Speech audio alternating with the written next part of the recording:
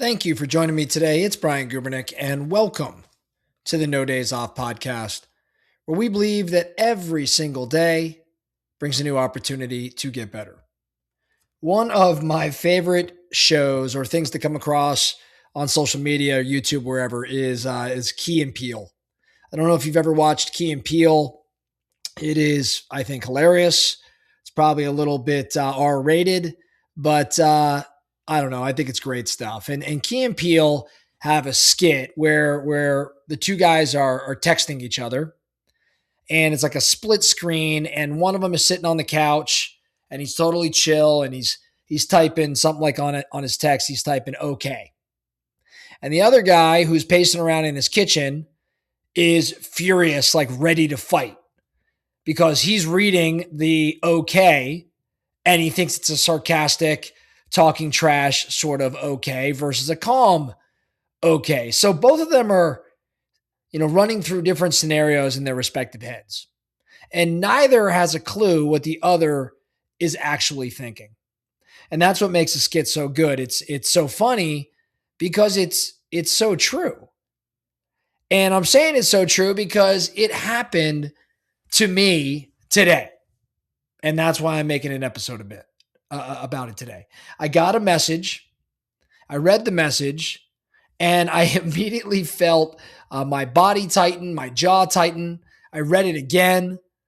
My blood pressure, I think, went up a bit. And I'm reading this as, wow, this person's being pretty confrontational. This person's really trying to challenge me.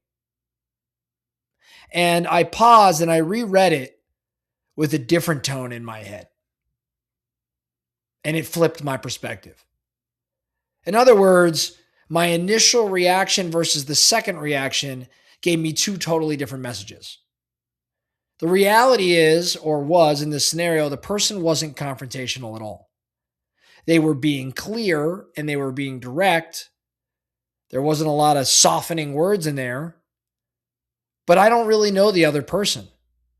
And my brain filled in this tone that was probably never there. Like, they sent one or two messages and I read a completely different message than what they ended up intending to send. So I'm curious. And so I did some research as to why this happens. And when it happens, what does it cost us? And most importantly, what should we do about it? Because I'm going to guess I'm not the only one that's had this experience via using text or in emails. So here's the first lesson based on the research I was doing. Your brain fills in the tone, and your brain defaults to threat. That's just human nature.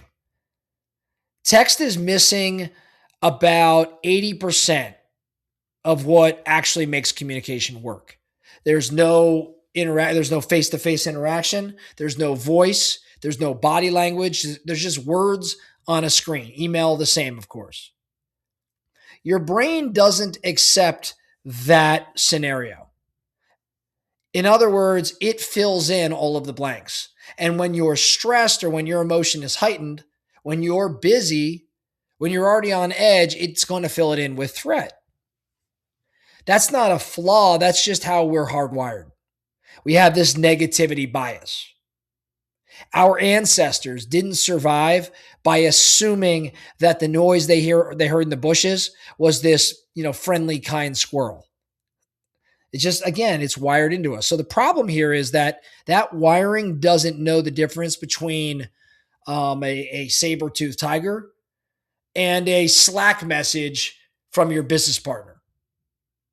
There is actually lots of research on this. When people send emails with a specific tone, they think the recipient gets it right about 80% of the time.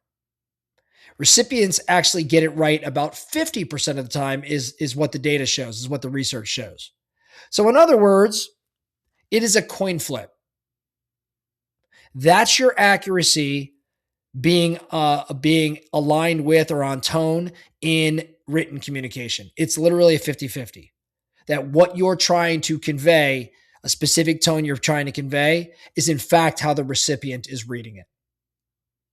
Those are not great odds. So that's lesson one, that that 80% of communication is missing from a text or from an email in terms of what makes it work. And there's about a 50% chance that the tone is read differently than you intend. Lesson 2, the message that they sent to you isn't the message that you're reading.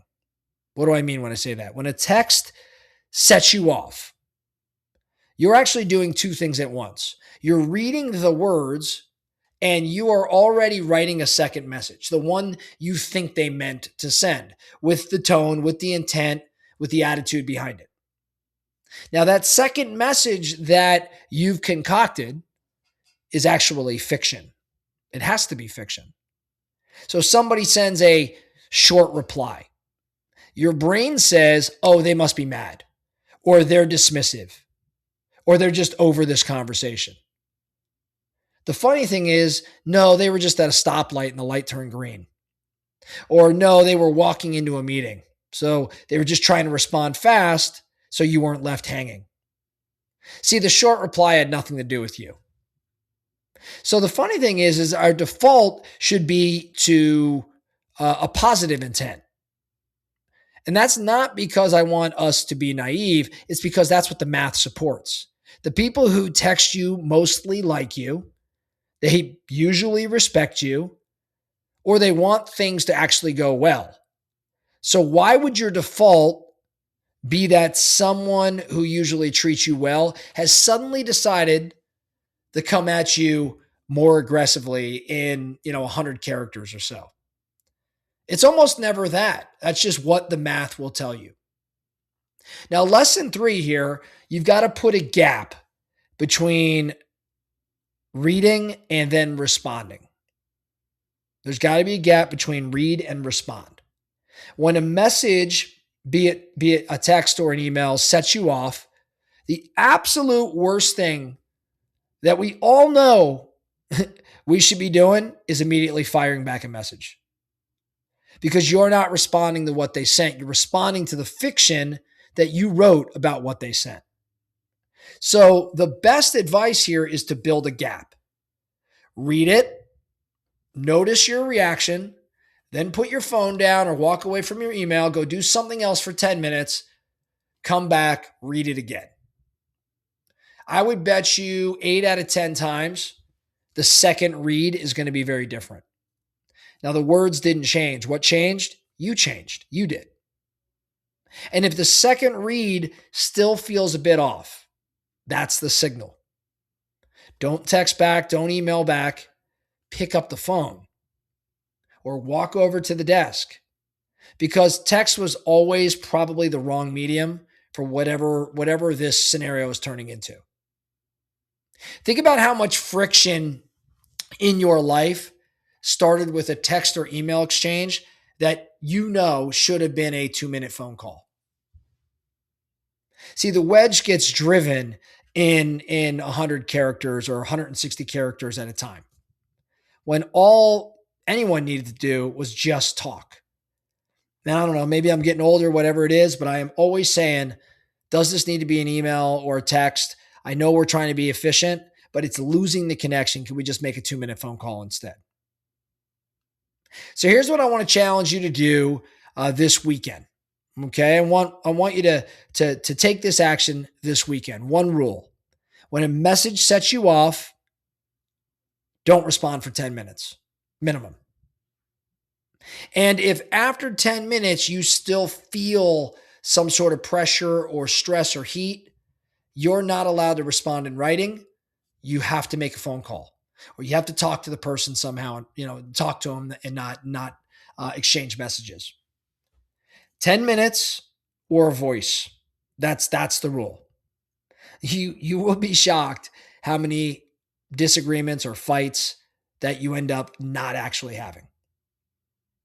So the next time you feel your body tense up when you're reading an email or a text, just remember they sent one message. You're probably reading a different one. So slow it down, assume the best, and when in doubt, just pick up the phone.